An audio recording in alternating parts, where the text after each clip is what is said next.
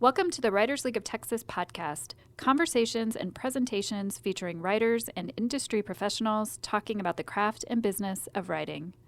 More information about this discussion, including details on our panelists and presenters, can be found at writersleague.org. We hope you enjoy the discussion. This month's topic is writing about mental health, and let's jump right to it by meeting our panelists. To my left, Laura Creedle is the author of the YA novel The Love Letters of Abelard and Lily and the forthcoming novel Pool Boy. Please welcome Laura.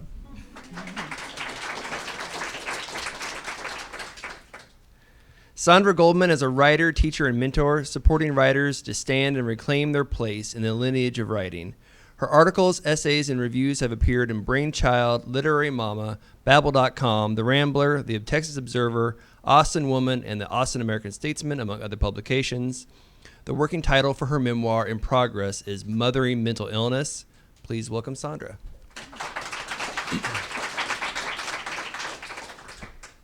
And Jessica Lamb-Shapiro is the author of the memoir Promised Land, My Journey Through America's Self-Help Culture. She was born in Washington, D.C., and as a graduate of Brown and Columbia, has written fiction and nonfiction for McSweeney's, The Believer, Open City Index Magazine, and other publications. She's been a fellow at the MacDowell Colony and the New York Foundation for the Arts. Please welcome Jessica.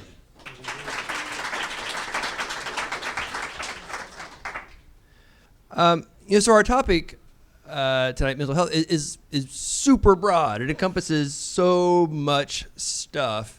And so to kind of narrow it down a little bit, or to focus on the kind of areas that we're going to talk about tonight, I thought we might begin by just telling us a bit about your book, your work, and how it sort of connects with this topic, to kind of give us sort of some groundwork to start talking. And Laura, if you'd like to begin. Sure. My novel is about a girl who's ADHD and dyslexic, and she falls in love with a boy who is on the autistic spectrum.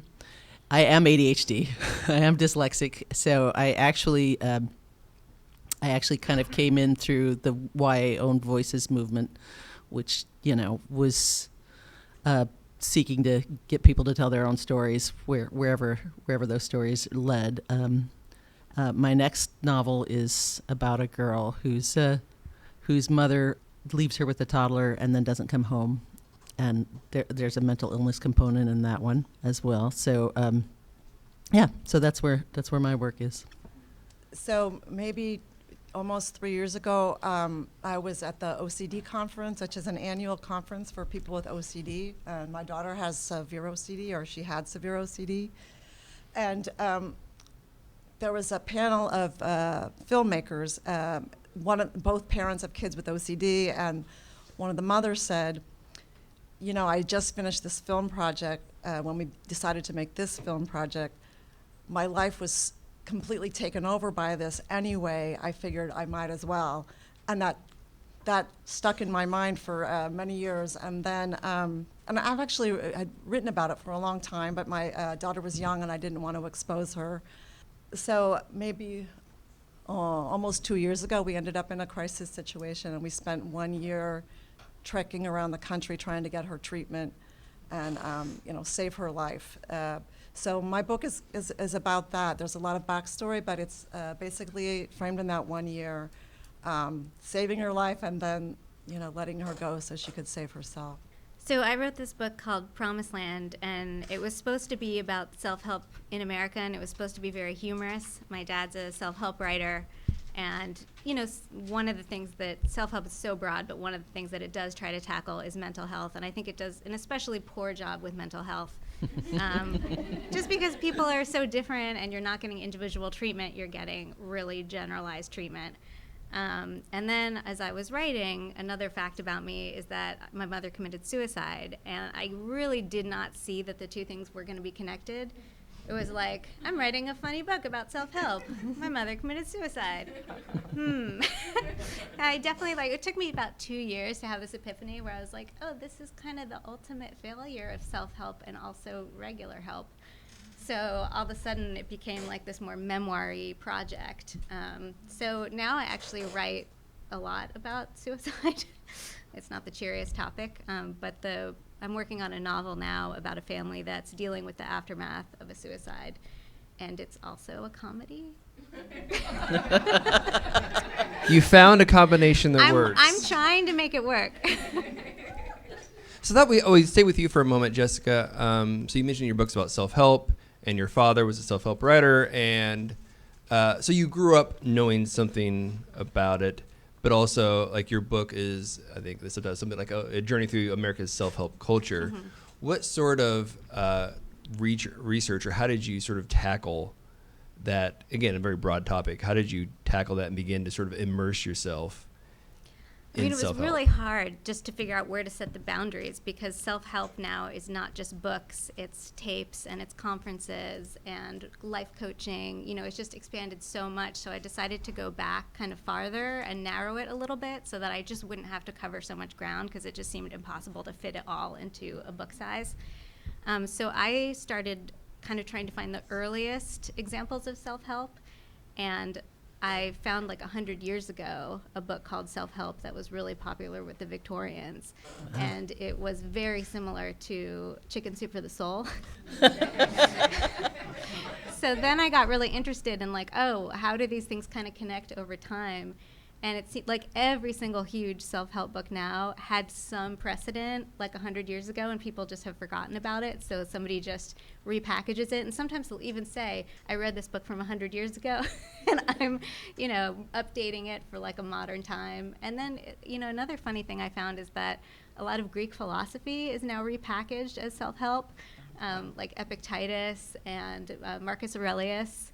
They're sold as like self-help books because they are about how to live.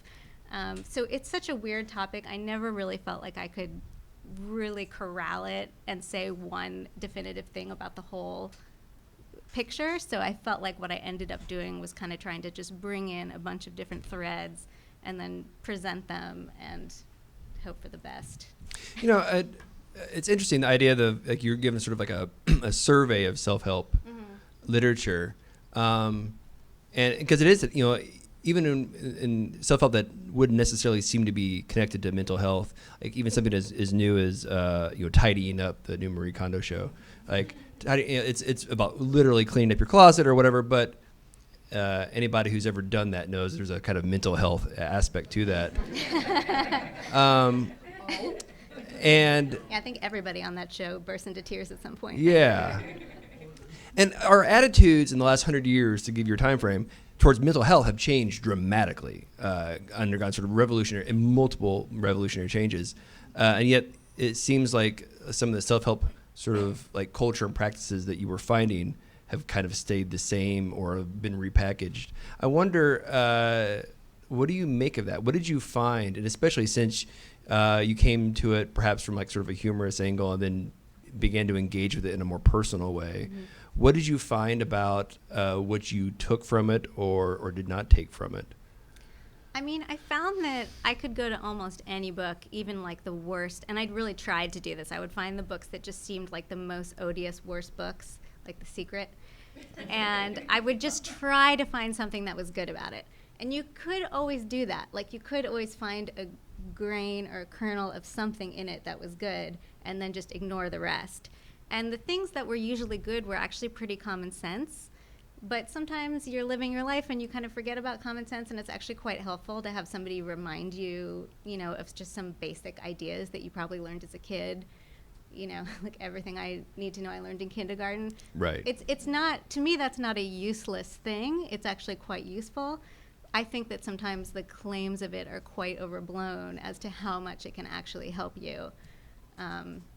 But I mean, it wasn't exactly, so it's true that every 100 years, you know, the book would sort of resurface, but what more also happened is that every 30 years there'd be a backlash, especially around parenting and psychology, to whatever idea. So it would be like, don't ever touch your kids all the time. You know, like, don't speak to your children. Like, never stop speaking to your children. And so it would kind of ping pong back and forth as to whatever was in vogue. And then when you see that, that does make you question whether or not there is any, you know, actual empirical truth behind these things, because they are, to some extent, they're not fads exactly, but they happen in a context. And if you kind of look at, I really want somebody else to write this book because I never want to write anything about self-help ever again. But if there's anybody who would like to write this book, if you would look at what was going on in the world at the time the book came out, it would often be correlated. So during the Depression, there were a lot of books about getting rich and, how to budget and how to save money. And so I'm completely 100% sure that if you went through and you just tried to look at what was happening historically and then also the self-help books are always responding to something really big that's happening in the culture at the time. So that's kind of an interesting way just to look at history and the history of human behavior. Yeah, if you wrote, you could not write Rich Dad, Poor Dad right now. I don't think that book would work. Yeah. Yeah. So are there self-help books about the gig economy and how to, I think there is a lot of that lean into your job and Yeah. yeah. There's been an interesting trend which kind of happened after I stopped writing and researching, so I don't know too much about it. But the self-help book has been kind of elevated. It's not literary exactly, but something like, Lean In or these kind of aspirational books. It's something that is a little bit more like a regular book and gets a little bit more respect than like self-help, which tends to be kind of a shameful secret. The Secret. The Secret. Yeah. Sandra, that's a good, the talking about parenting, obviously that's sort of what you're writing about. Yeah. So you found this filmmaker who is, working with OCD. OCD is one of those sort of illnesses that people have ideas about. They think they know what it exists. It's been in movies, right? That might not actually reflect reality. And I'm curious, how did you, as you write about this, is this something that you're conscious of that like you want to sort of? Oh yeah.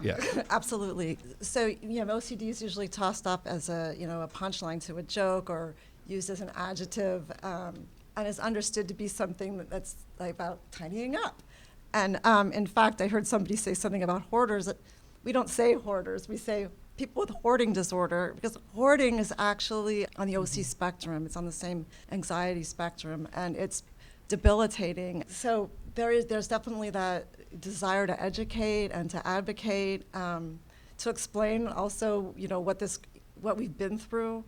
I think, again, people think it's about tidying up, but it's rarely about tidying up. And when it's about cleanliness, it's usually, it's called contamination OCD, and people are, become so afraid of being contaminated because they're having these recurring thoughts. They're intrusive thoughts. So it's called OCD, obsessive compulsive disorder. So people think, oh yeah, that's something, you want to have obsessions. Like I'm obsessed with, a Netflix show.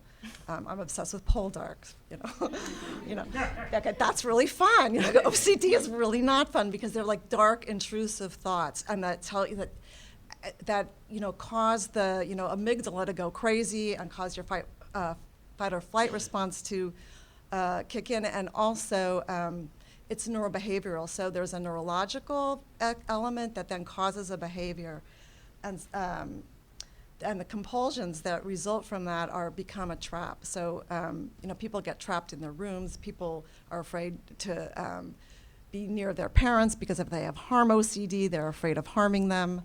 And it goes on and on. So there's a lot to explain. And here's the other thing. It's such a friggin' complicated little tricky worm that just trying to describe it to people I know, especially when we were in the heat of crisis, was kind of I was gonna say crazy making, but it's very, very complicated. So part of the urgency was just to get it down on paper. This is what it is. This is what it looks like, and this is what it feels like to be in a family where this is happening, because it also OCD is it's like a separate being inside your loved one, or if you have it, it's like a separate being that.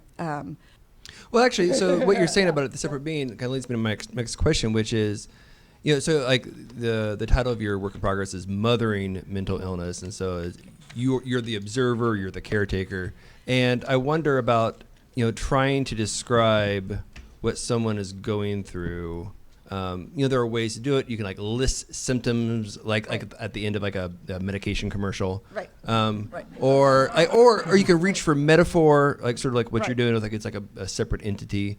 How do you approach trying to describe just like It's literally what it's like, and what it's it looks just like? storytelling. So Yeah. any device that you've used in any other context, you use to describe what's happening, right? You put it in scene, you show what's happening, and there is information.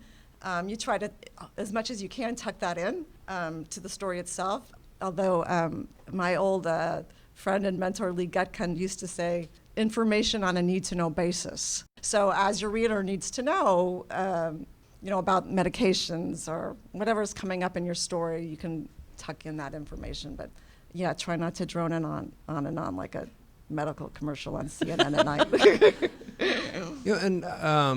But also, like, there are, as anybody who's seen a medical commercial, like, there are lots of cliches. I mean, every depression commercial's got, like, the sign, sort of, like, looking off into space kind of thing. How do you have to, like, look out for cliche as you're writing, not No, falling because into OCD is so unique and weird. It's just very interesting. So maybe I'm wrong.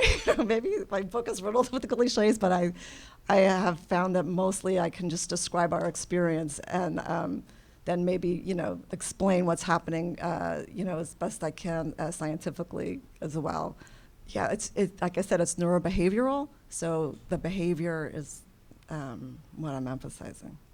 Well, and you used the word "our experience" just then, which is that's different than saying like my experience. Right. Like it's like my experience on the case of your daughter, or like Right. my experience as the case of the Right. caretaker. So just as I was saying, like OCD is like a separate entity, and it will mow over anyone in its way to get what it wants, which is usually some hideous reassurance that it's not going to die. It wants constant reassurance, and it will do anything to avoid facing its fear, and it affects everybody.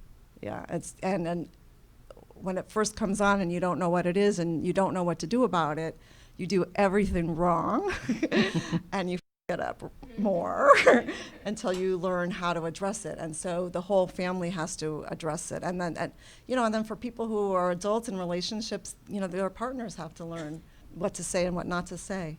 Do you worry, or do you think about like balancing, like sort of privileging her point of view versus your point of view, your experience versus her experience, the balance between the two? Okay, so Shira has written quite a bit on her own about OCD. She's actually writing a foreword to a book by the director of the treatment center at Harvard, where she was. So she's very out about it.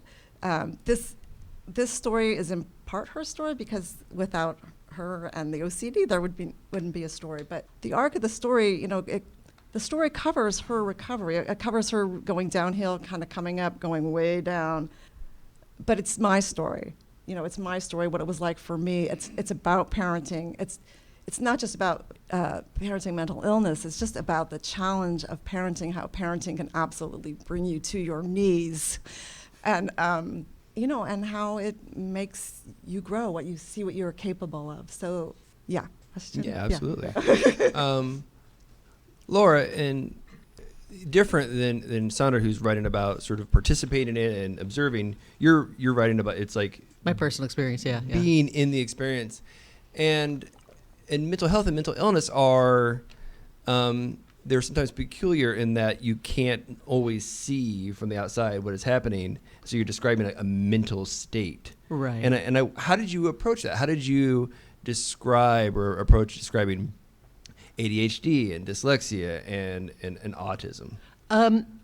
Well, the autism is a separate issue, and I'll talk about that in a second. But writing about ADHD, and I think when you are writing own voices, you really there's a two-step process, and the first, particularly when you're writing fiction, which is I write fiction.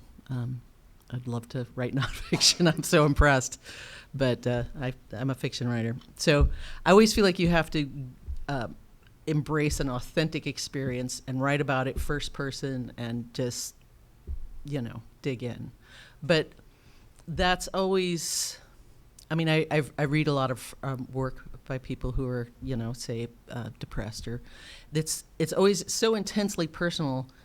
It's hard to frame that into a story. So there's always a step where you think, how am I going to pull back and allow this very personal experience to be something that everybody can relate to?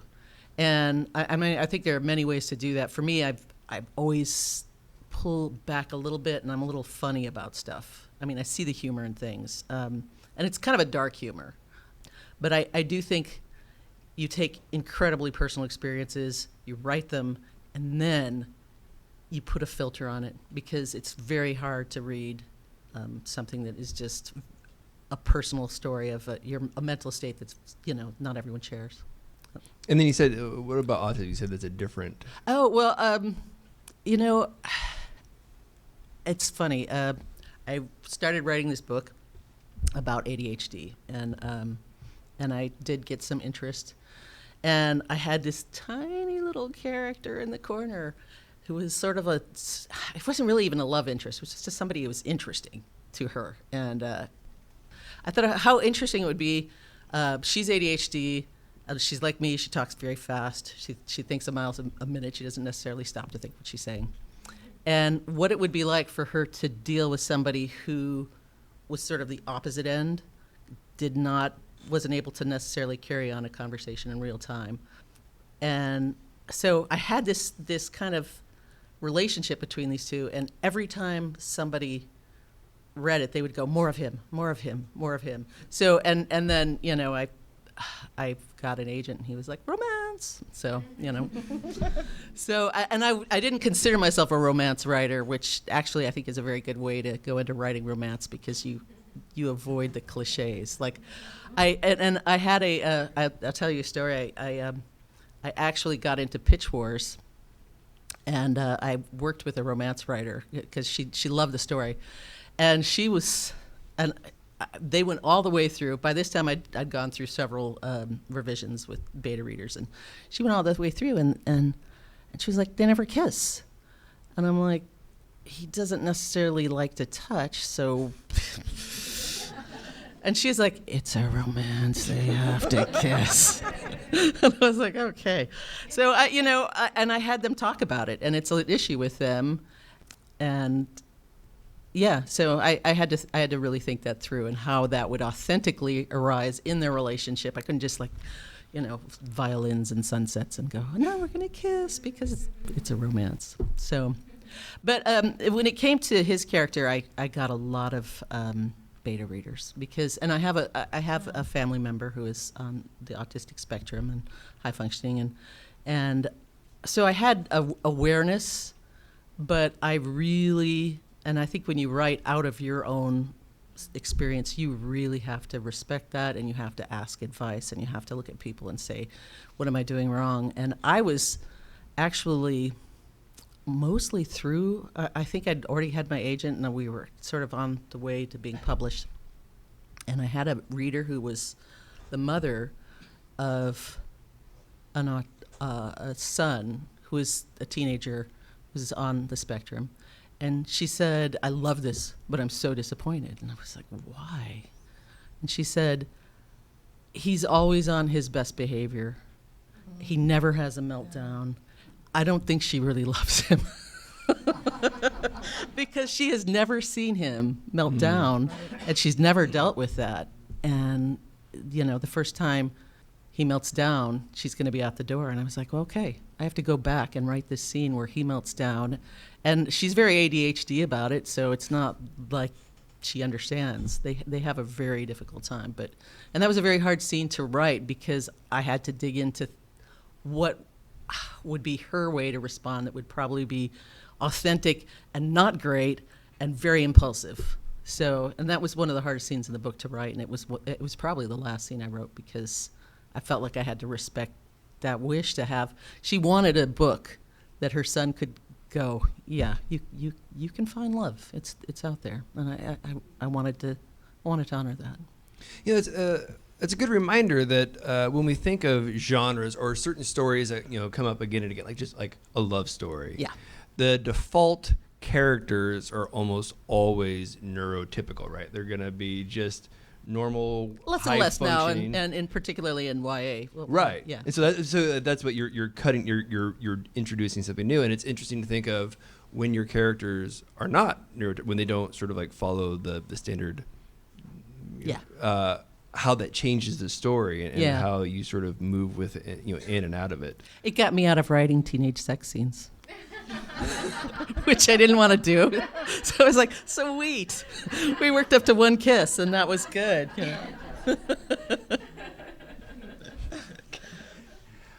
You mentioned like when you distance yourself, you bring like some dark humor to it, and so obviously that made me think of you because you're writing about suicide, but you said it's funny, and I wonder is that a distancing mechanism or is it something else?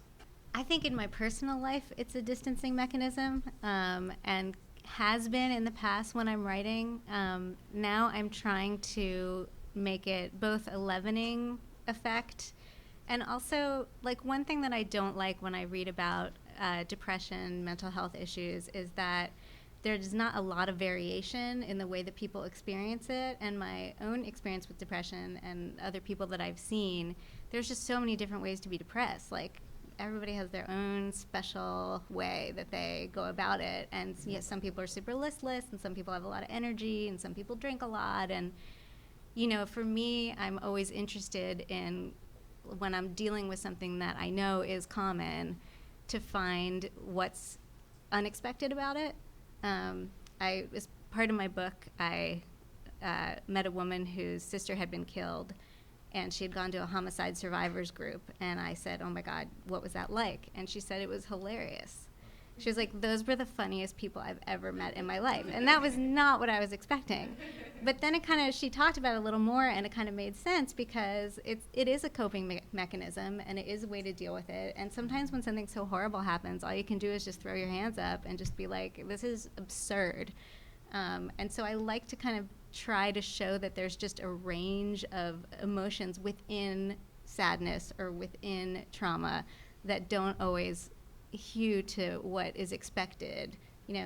Depression isn't just sitting around crying all the time, looking out a window at the rain like those commercials. It can just be so many different things. So like I'm always kind of looking for the specific details in the story that make it like unique, just to even show that that's possible, and so people know that. I think a lot of people, I'm also speaking about myself, I have a hard time recognizing when I'm depressed, because when I'm depressed, it doesn't look like that commercial. I'll just get real tired for like a while. I'll just be like, gosh, I'm so tired. And then it like really has to, like, I don't figure it out until it's so late. And so in a way, I think it's important to kind of represent these different states. I think it's actually, I don't do it to be helpful, but I think it actually can end up being helpful. I don't know if you guys have seen Russian Doll. I'm obsessed with Russian Doll. Yeah. All I do is tell everybody to watch Russian Doll. I'm telling all of you, just leave right now and go home and watch Russian Doll. But there's a character in there who has a mental illness, and it's just something I've not seen represented before. I don't want to give away any spoilers. That's all I'm going to say.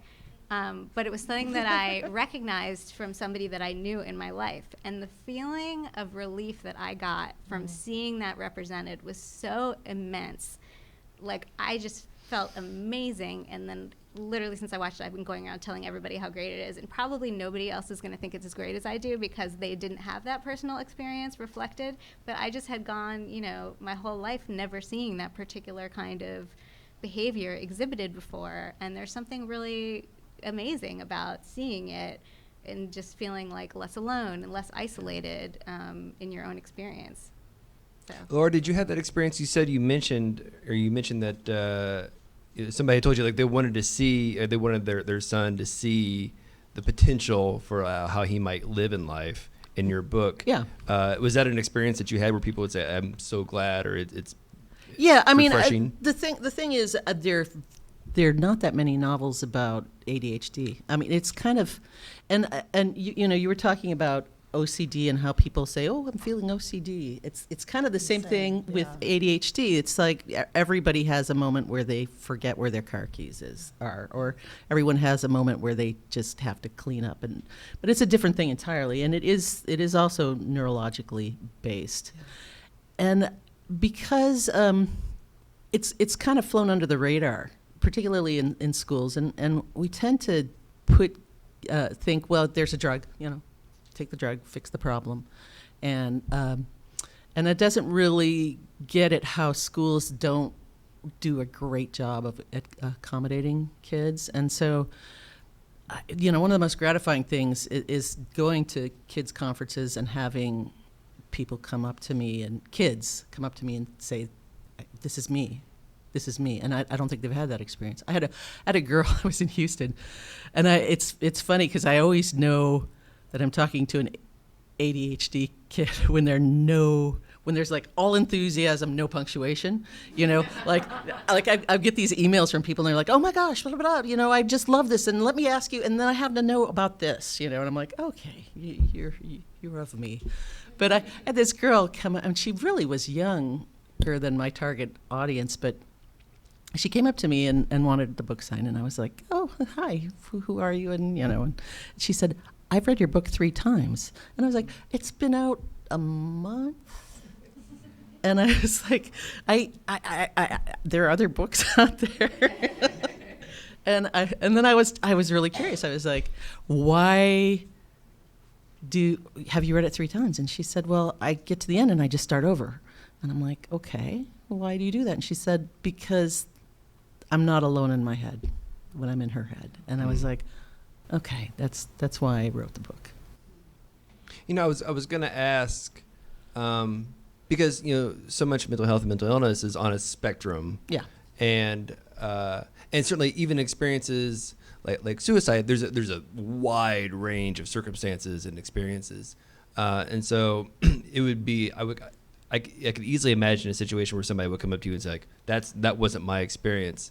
But I wonder if the opposite is true, if what you're saying is like it's not exactly someone's experience, but to see something similar or to see the distance between their experience and what you've written about, if that itself is useful to sort of like start giving a sense of the range as opposed to like, the official image of any particular illness or situation. Yeah, I think it is. I mean, for me as a reader, I find things that are not exactly right, but close enough feel really good to me. And then even things that just never occurred to me and don't have anything to do with me, I do appreciate being able to remember and be reminded that there are many different ways that people experience the same thing. Sandra, you mentioned that when your daughter was younger, you didn't want to expose her, and now that she's older, and obviously she's writing about it herself, and I wonder about that when you're writing about, especially if you're writing nonfiction, how do you handle this sort of like tricky privacy elements of, and this probably applies to you because you wrote nonfiction as well, Jessica, like how do you figure out what you can say, what you can't say, what is appropriate, what is not? So my approach is to just write whatever it needs to be written. And I already know the things that Shira doesn't want me to expose to the world because other people were hurt by it, and she doesn't want to reopen that wound. And also there are some aspects of OCD are embarrassing. So I kind of know those things, but she has complete veto power. I mean, she's my kid, so. So she reads all your drafts and... Yeah, I catch her in my study. Mostly. She making notes? The thing is, she's actually a better writer than I am, and she's a phenomenal editor, so I actually encourage her. Oh, nice. Yeah. Yay. I steal from my kids all the time. I feel bad about it, but then I don't. It's a little bit of payback. It's a little, you kind of like, I actually, my daughter had a friend with a lunchbox, and because she was swinging her arm wildly, when she was in kindergarten, and that made it into my novel. because Lily hits Abelard with a lunchbox when they're 5, and they both talk about that. And it, I don't know why the teacher didn't catch it. She has this scar, this girl that my daughter hit, and my daughter read the book, and she's like, "Well, thanks for stealing things." But I was actually at a Ren fair. I don't know why I was there, but I ran into this girl dressed as young woman dressed as a fairy, came running up, and she was like, "Laura." I'm like, I don't recognize you under the makeup. And it was her. And I said, "Oh my gosh, I have to apologize to you. I put your story of the lunchbox in the book." And she was like, "No, that's cool." So, Jessica, what did you find as you wrote about, a person who is in like a murder sort of like group, a murder survivor group, or if you're writing about the various people that you encounter? I mean, anyone that I met that I didn't know personally, I disguised. So I would just change facts about them so that they couldn't be identified. Because to me, that nothing of that had anything to do with the point that I wanted to make or the thing that I wanted to get out of that. In the case of writing about my father, that was different because, I think that I self-censor more than I should. So I'm actually coming from an opposite thing where when I'm writing, I'm trying to be as brutally honest as I can be, and then, cut it back later, but just to try to get everything out there. And even that I find really difficult because, you just get in the practice of protecting the people you love and censoring yourself, and you are thinking about the fact that other people are going to read it. And I felt that I had actually done a really great job. Having a portrayal of my dad that was very sympathetic and, because I really am, I love him very much. I was very sympathetic to all the choices that he made, even if they ended up with consequences that were not anticipated that didn't exactly work out for me. I still understood why he made those choices. And I several times asked if he wanted to read drafts of the book before it was published, and he always said, it's your story, it's not my story. And so I kind of took that as his permission. So I thought everything was going to be great. And then, just the simple fact that I wrote about my mother's suicide, that exposed him. Because he doesn't like to talk about it, which is totally fine. I don't love to talk about it, but I feel like I have to talk about it, and it's important to talk about it. But, it was 38 years ago, and he's now remarried, and he's got a new life, and it's just not something that he ever brings up. And so I had the very good fortune to go on Fresh Air, which is a show that many people listen to, and a lot of his friends were driving around Connecticut, and they heard me on the radio, and they knew who I was, and then I was talking about how my mother committed suicide, and they did not know that. So then they called my dad. His friends were like, "Oh, we didn't know this about you."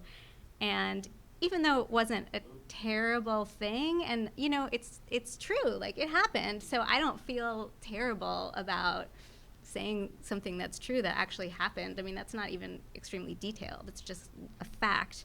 But it was still not an easy experience for him to have to field those questions and have to talk about something that he had not chosen to talk about. I don't really know how to solve that problem because I really actually do think it's more important to be honest about that stuff and see the kind of the bigger picture as opposed to the people in your life who you love and you're trying to protect. I would never go out of my way to make somebody look evil or punish them through writing because it is an unfair advantage that you have. He was saying it's your story, but my story was the only one that was published. Right. So he has his own story, but nobody was asking him about his story. And so that does create an unfair power balance and kind of who has the last word.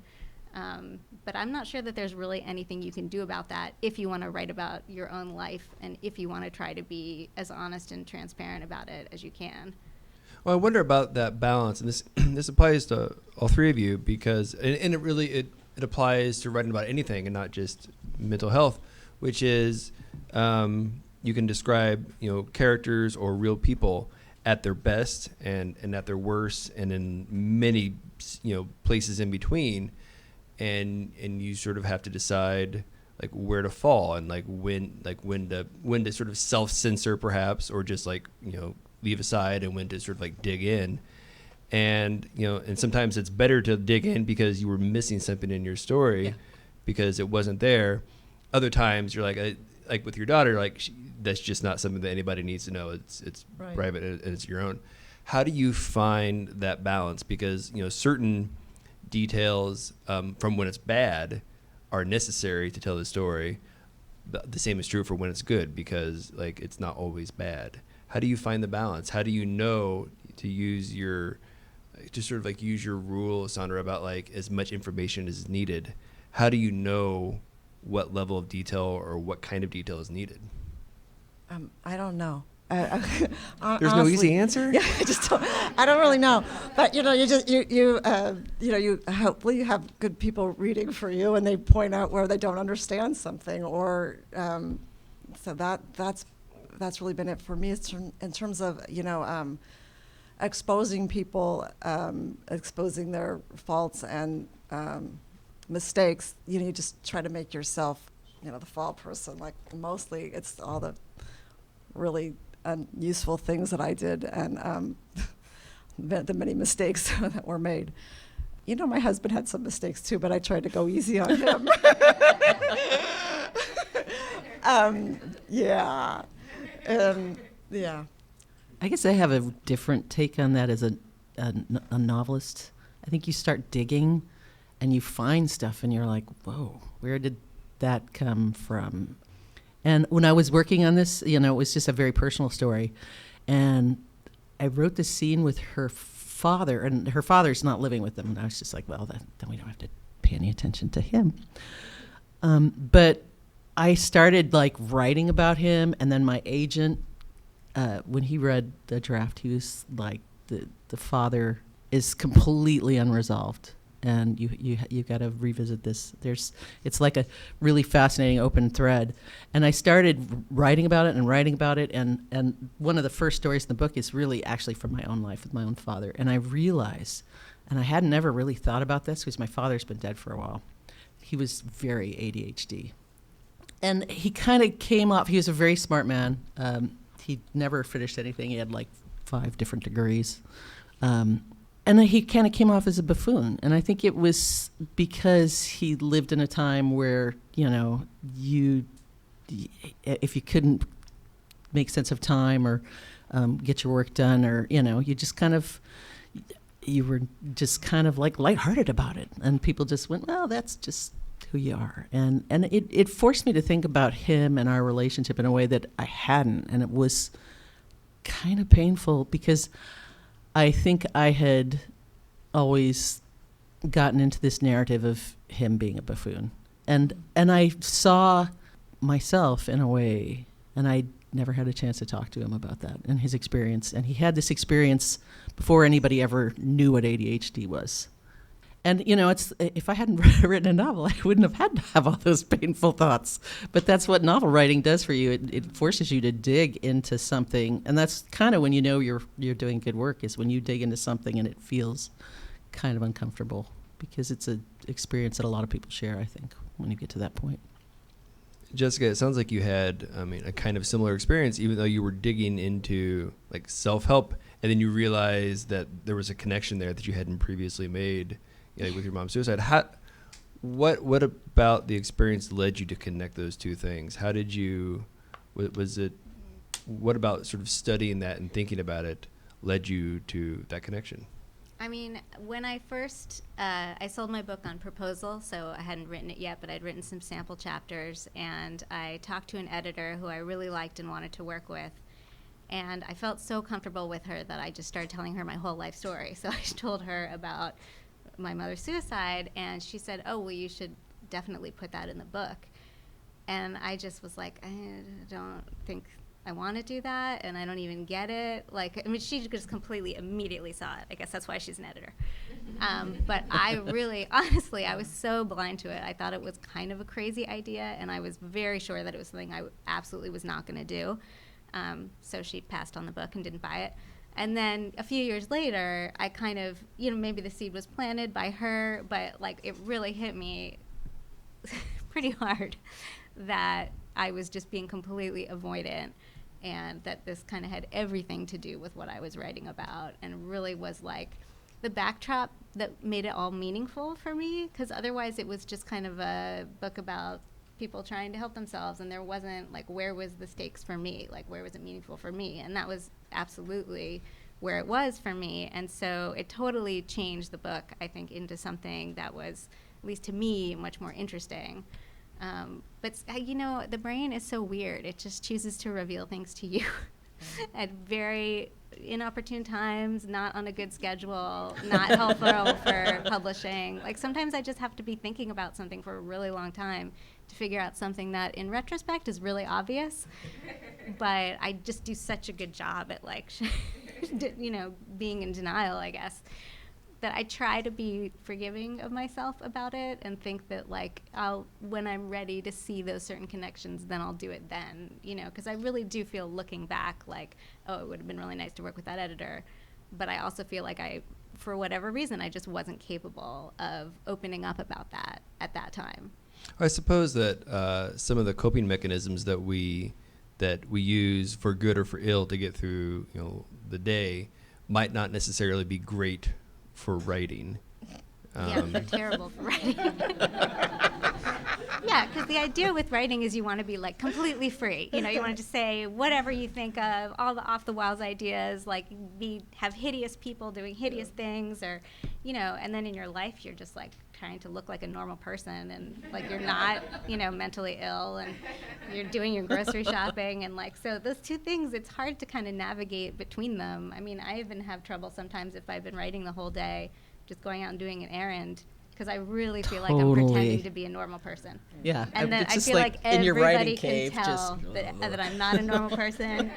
And I'll go to, like, Walgreens, and I'll ask for, you know, my prescription of something, and I'll be like, is that what you're supposed to say? It's like I almost feel like I've forgotten how to function in the world, so. Let's open it up to some questions from the audience. What's the best way to research about, like, mental health when you haven't experienced it yourself? Well, I think there are a ton. I mean, God bless the internet. There's a ton of information, both technical, and there's also a lot of personal narratives out there. I think you just always have to really approach another person's headspace with compassion, and you can't use it as a plot device. I mean, that's just kind of the ground rules. And Explain what you mean by that. I do think it's strange because I write YA. I didn't set out to be a YA writer. I mean, when I was first writing, YA didn't exist. Neither did ADHD, for that matter. But, you know, the interesting thing about YA is the YA culture is very obsessed with authenticity and personal experience. And first thing I would do is I would find that personal experience. I would find people who've written it. I'd find people who've had it.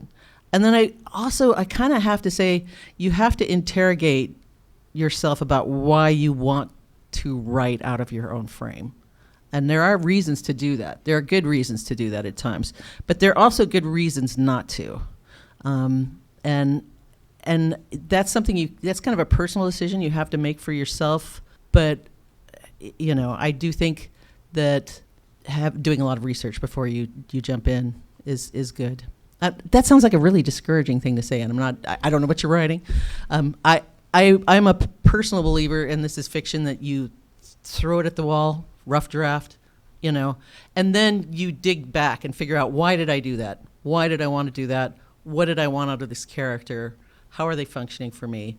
Why is this? So I encourage you, if you're writing fiction, to write a draft, write it just however, you know, it comes out of your head, and then go back and filter and research. That's actually how I work for the most part. So the question, in case y'all didn't hear, is about, like, language choices, especially when Right. it comes to, like, mental illness and mental health. Yeah.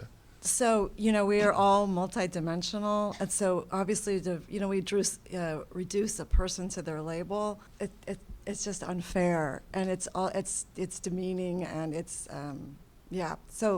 So that's the difference between, like, hoarder and somebody who suffers right. from hoarding. It's hoarding. It's called hoarding disorder. Hoarding right? disorder. Yeah. You know, I can't. You know, it's like you wouldn't call somebody, you know, hey, leukemia. You know, I'm trying to think of something also that has like a biological, basis for it.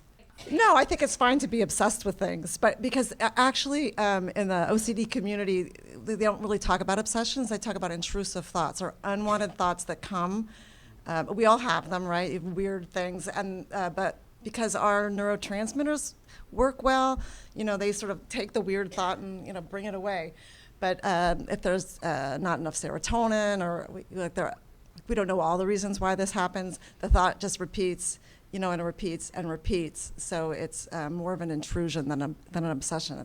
It's not willful. The question is, how do you find a way to impose or create a narrative structure, beginning, middle, and end, for something that doesn't necessarily have that as a lived experience?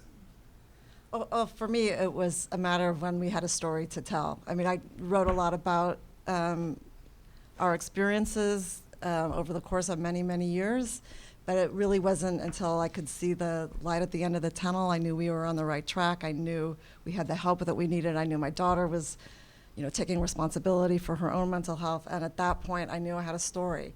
So I think, she still has OCD. She still struggles every day, but, she gets out of bed in the morning, and she has a life. So I think when there's a story to tell, I think we write before we know what the ending is, but it's a lot better when you can, see the horizon out there.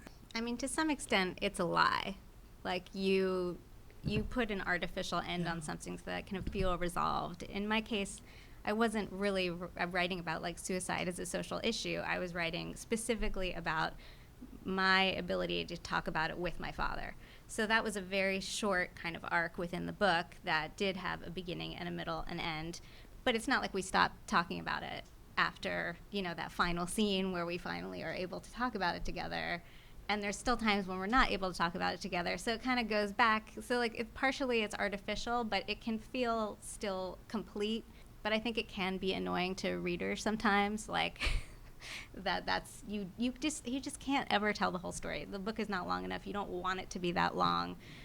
So you do kind of impose these artificial guidelines on it. But I think that you can also authentically tell a small story that resolves itself and just know that that's not the whole story and that the story actually does keep going. I guess, I'm on my second book, which is also a romance, because I had to write another romance. But the way I contextualize romance is kind of like friendship. I mean, and they say in adult romance it's happily ever after, and in YA it's happily for now, which is a good thing to think about. And I do think of romance as kind of like a friendship with, I don't know, other stuff going on. But for me, because your situation continues, and at the same time, I want to write things that are aspirational for people who struggle, and particularly since I'm writing for children, one of the things that I focus on is what you feel safe revealing, what you feel comfortable. And to me, that is the essence of friendship. I'm sure it's the same way if you're neurotypical, but particularly if you're neurodiverse, that intimacy comes when you feel like you can be yourself and you can tell people what your experience is. And so my stories focus on that moment where, because you're a kid and you don't want anybody to think you're different, you kind of come out about being different and feeling different and not being okay all the time. And so, yeah, that's to me, that is the arc. When, there's because it is romance, there are misunderstandings, there are things that happen, blah, blah, blah. But when you get to the end of a teen romance, you should feel like in some ways, the relationship has facilitated you to be more of the person that you are. And that's really what love should do for us, is it should help us to become the person we need to be and not the person that, who's been shoved in the box. What a wonderful place to end. Please give our panelists a warm round of applause.